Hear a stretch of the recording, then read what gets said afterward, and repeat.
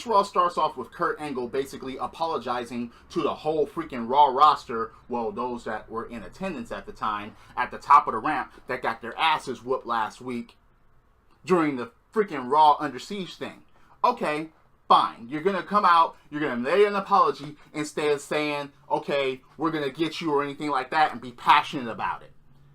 Again, but I really wanted for Kurt Angle to let loose, or at least something, at least show. Don't be like, hey, I'm sorry, you know, it'll never happen again. No, that's that apologizing to an accident type of thing. No, that just didn't seem right. Oh, but then, Stephanie McMahon walks out. Okay, yeah, she's back. And what does she do? She makes it all about her. She makes it all about her as far as her brother being a liar and maniacal and manipulative and always trying to upstage her. And it's like, come on, oh God. Again, the way she went about it, she made it all about her. Not about the fucking roster. And by the way, we haven't seen her ever since. For Raw side, we haven't seen her since WrestleMania. But really, we haven't seen her ever since her father got attacked by Kevin Owens on Smackdown Live, and she walked out on Smackdown Live. Oh, okay. Yeah. So you're gonna speak about the Raw roster, but again, I don't understand how the Hell in a Cell thing went from defending family's honor to this. Again, Stephanie made it all about her. Yeah, Shane McMahon defended his family's honor, especially his kids. And yeah, it had the Hell in a Cell match and so on and so forth. But Stephanie, she was like, look, yeah, this is my show, this is my program, and I'm not going to let... No, that totally just... I didn't get that whatsoever. But then she makes Kurt Angle the team captain for the Survivor Series team. And basically, she expects total annihilation at Survivor Series. Okay. By that token, if she doesn't get total annihilation, I guess Kurt is going to be fired or whatever. Well, what do you know? So, I don't know. So, Stephanie McMahon leaves, has words with Kurt Angle, and, you know, she's like, look, I respect results. If you don't believe me, you know, just ask Mick Foley. Limo leaves. Steph leaves. Limo arrives. Yeah, Steph leaves. Pussy arrives.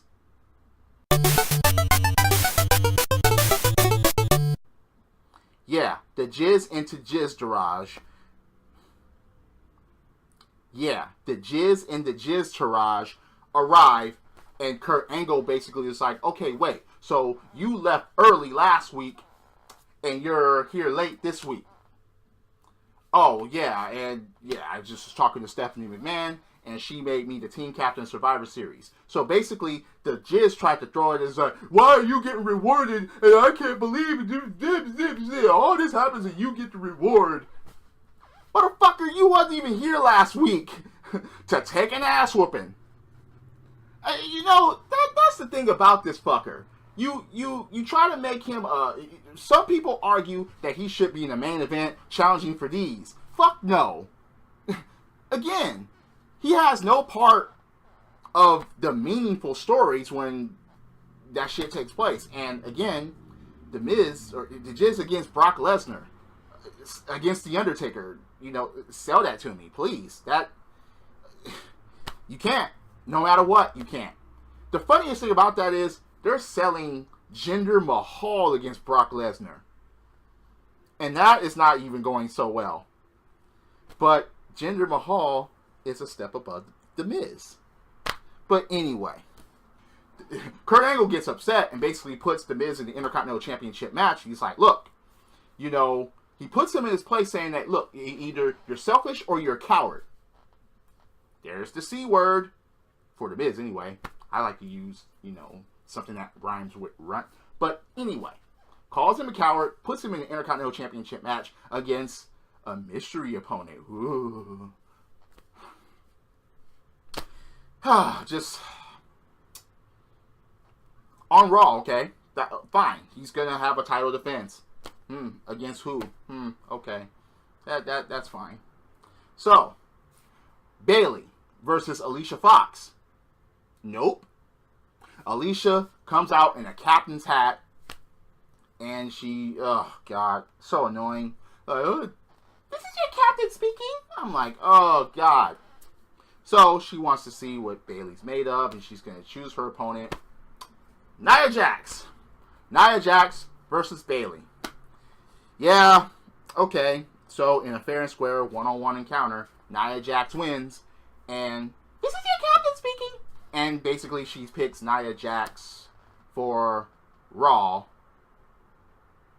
team at Survivor Series. And it's like, okay, all right, you start there. That's fine. That's fine. As long as there's no implosion, okay, that's a good start. You got Nia Jax finally fucking doing something. Anyway, I even heard that she's asking for her release. Oh yeah, Emma's gone. Yeah, fucking, she's gone. She. It's like, okay, at the midst of this point, as far as her trying to be relevant again, her trying to say that she started the women's revolution, and now she's gone. It's so funny. She took 2 losses against Asuka, and she's out. She's gone. Yeah, Darren Young, gone. Yeah, whatever happened to making him great again, like he was ever great in the first place.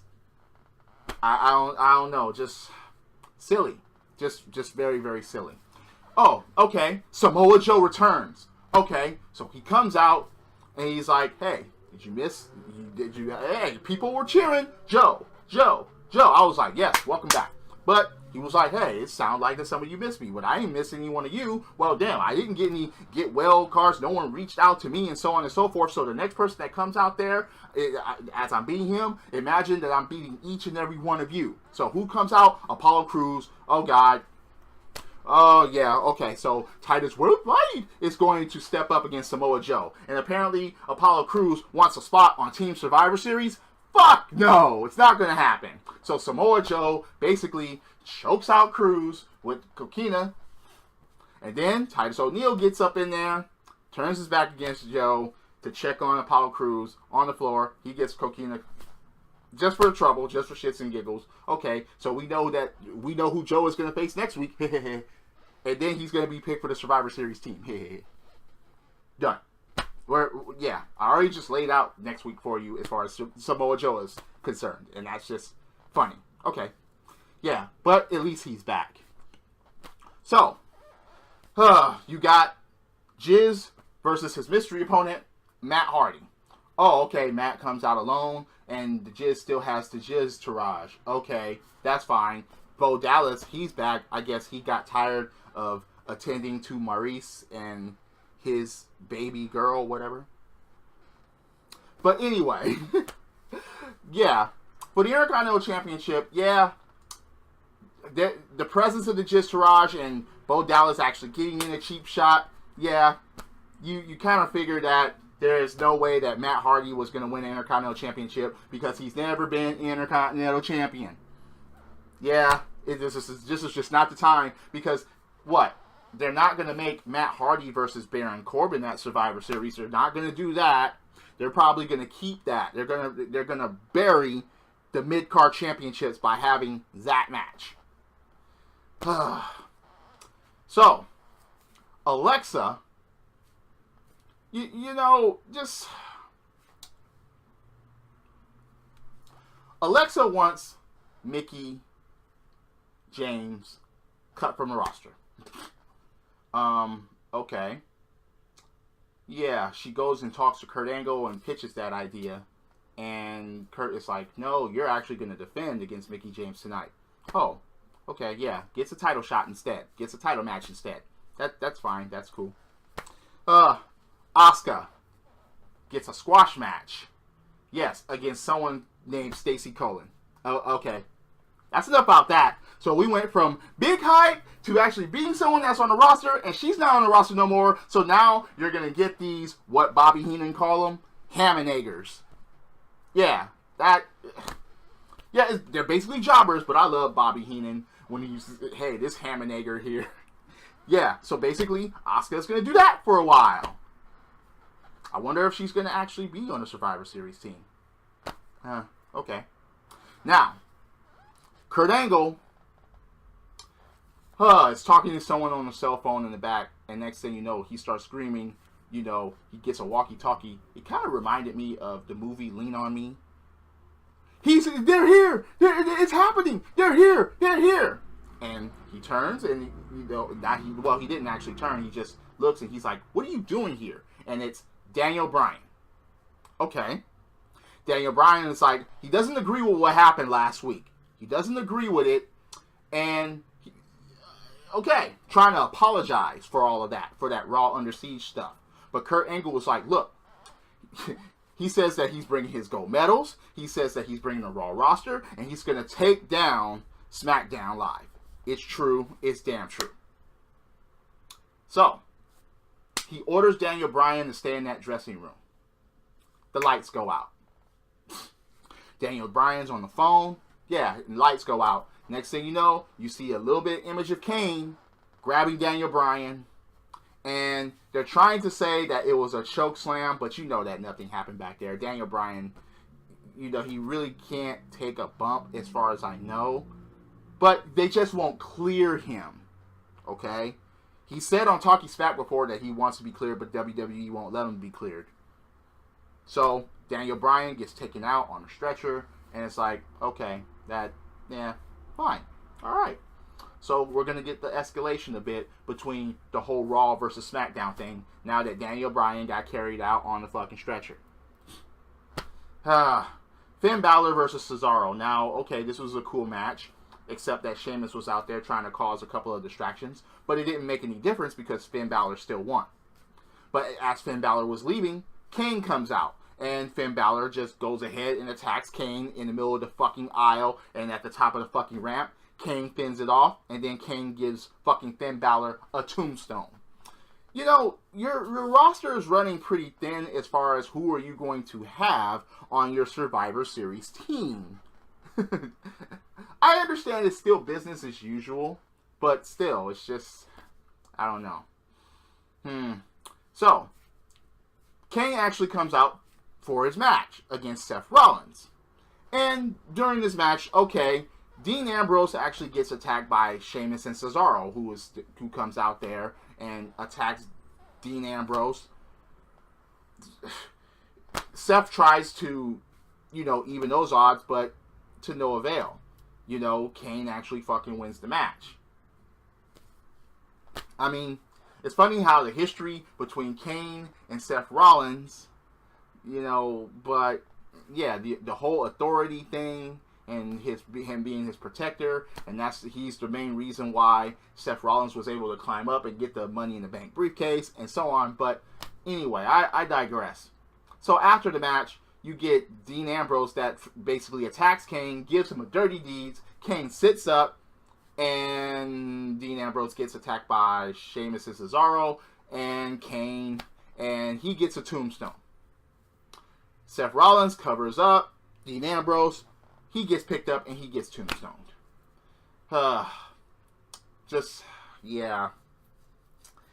team champions getting tombstone.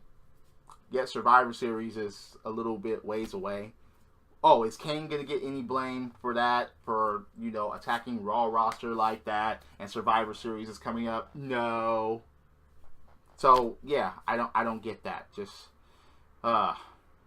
So, yeah, they actually showed Daniel Bryan getting wheeled out on the stretcher. Okay, fine. So, Jiz and Jiz Taraj go to the locker room, and they find a bag of garbage. And, of course, Miz, he panics because of how much of a coward that he is. He's here, Braun Strowman. And he's like, and you got Bo Dallas and Curtis Axel. Look, don't worry. There's no need to worry. We're here. And then Miz says, now I'm a little worried. He just buries you by saying that. He didn't say, yeah, you guys are here, we're a team, everything's going to be fine. He just buried his own Miz Taraj by saying that. You see, this is, again, associating yourself with The Miz ends your career. Basically, you become less relevant than ever. All you're doing is just helping this fucker duck and dodge and keep the Intercontinental Championship. That's all you fucking doing, because he can't fucking do the shit alone to be a real fucking threat. And this is my main problem with him. Regardless if you are alone, or look, if you have a manager, not a valet, a manager, okay, that's acceptable. But The Miz has 2 third fucking generation wrestlers helping him out. And then he puts them to shit by saying, oh, now I'm a little worried. I have these 2, but they're not really all that good. Oh, no. That's basically what he did there. And that pisses me off. Because, of course, Curtis Axel, you know, Joe Henning, he should be somewhere else. You know, he has the skills. They just didn't book him right. And the same thing with Bo Dallas. Believe! That didn't get anywhere either because that shit was corny as fuck. But, yeah, anyway. Just, now, what does that fucker do next? He goes and he looks for Kane. And he talks to Kane and he's like, yeah, you're the one that put Braun Strowman in the garbage. And he's like, and Kane was like, hey, wait, you helped me, and Sheamus and Cesaro helped me do that. And yeah, he's like, yeah, if Strowman knows where to, he's looking for me, he knows where to find me. And this is like, yeah, that's what I'm talking about. He's like, wait, help, you know, you're on your own. That's funny. And Kane walks away, and Miz looks just male tears. That's basically what The Miz looked like doing. I mean, So, from bad to just straight ridiculous, you get a trick or street fight between Anderson and Gallows and Heath Slater and Rhino. Oh, God. Why would this take place? And why the fuck would Heath Slater and Rhino win this fucking match?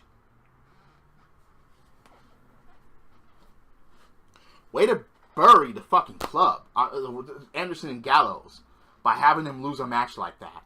That was just garbage. Yeah, more garbage than what... Oh, God.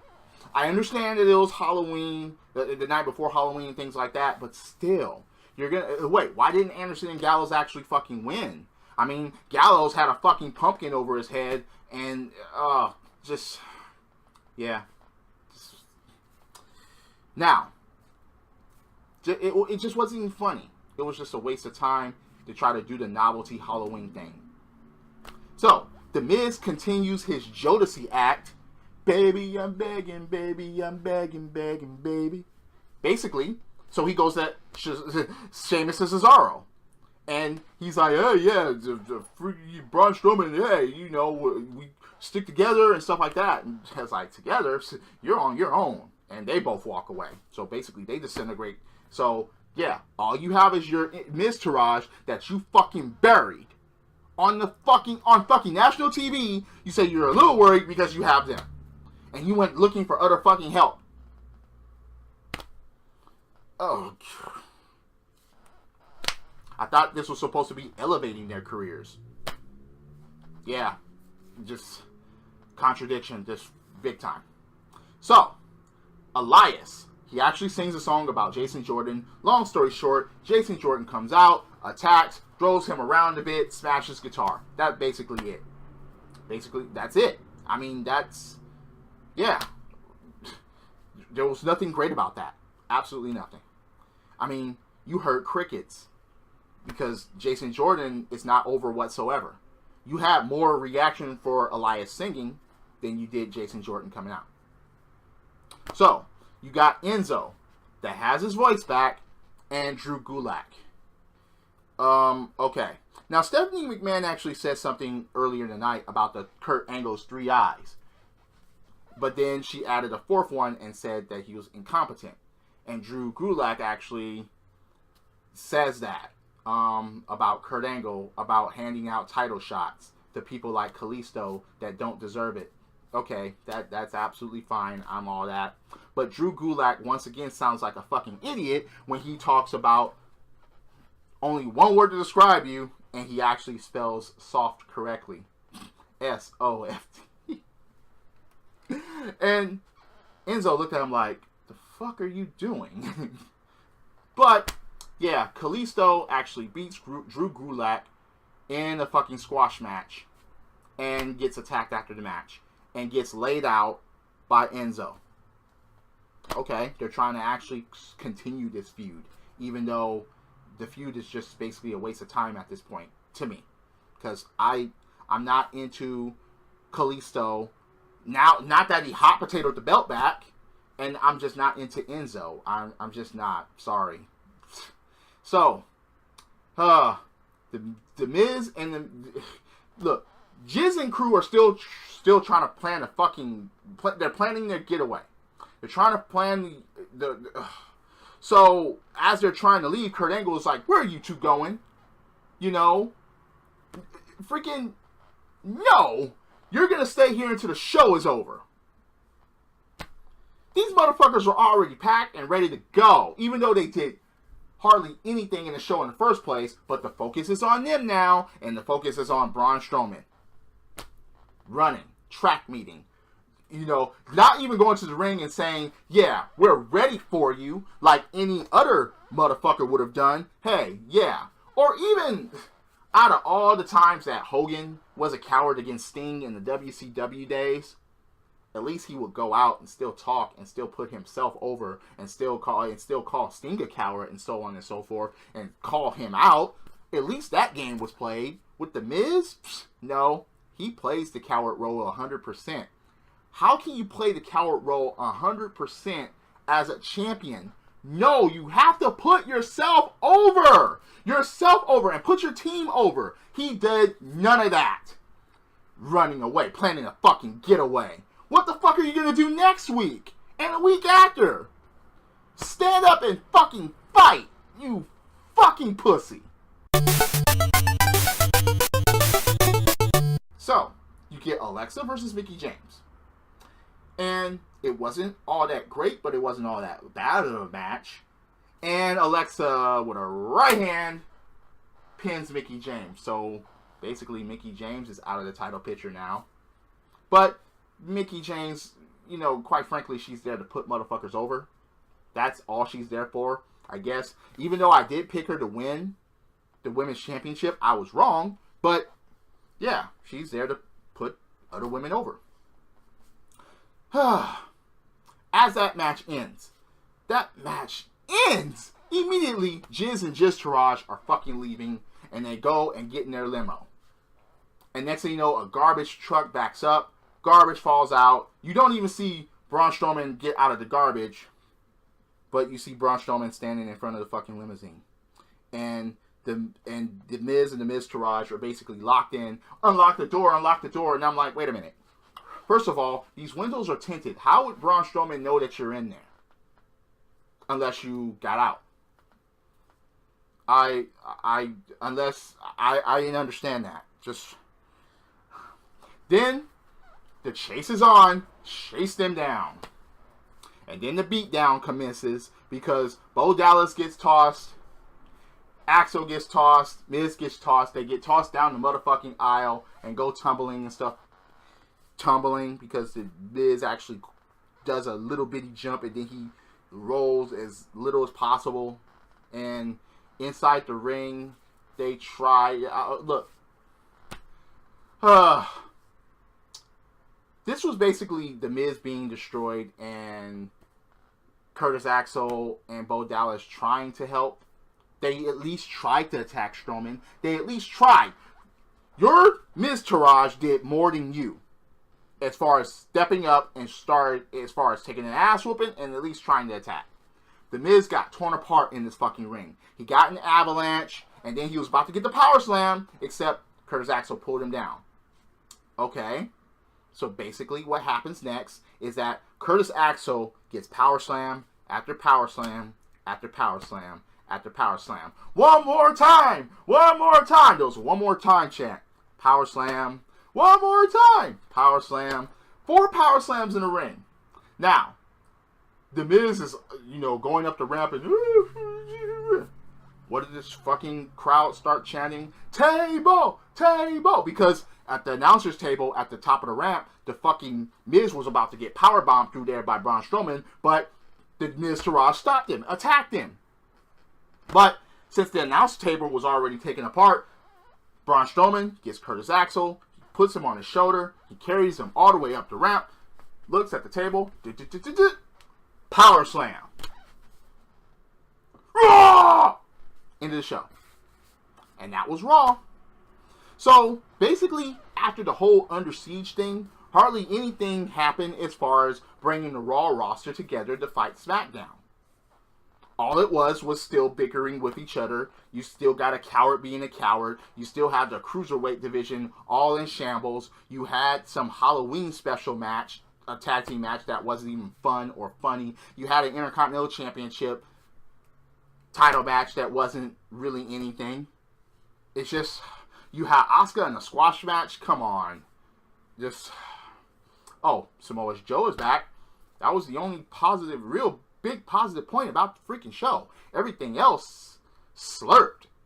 I'm sorry. It's just, anyway, what do you think about the show?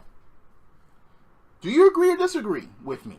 Please comment below. Please. I'm always open for debate about wrestling. Hit that like button, hit subscribe, set up those notifications. This show was just pure garbage. Yeah. It basically smelled like his locker room. Yeah. Strowman took out the trash. Okay, fine. Put this around Strowman right now if that's the fucking case. I mean, you're not going to tell me that The Miz is going to go against Braun Strowman and fend him off. Unless he runs away, he track meets, he Jodeci's away. Come on. Shit. Anyway. Drop kicks, body slams, throw motherfuckers over the top rope, both feet hitting the floor. Yes, I'm a wrestling fan. This is the theme, and I'll see you later. Credits.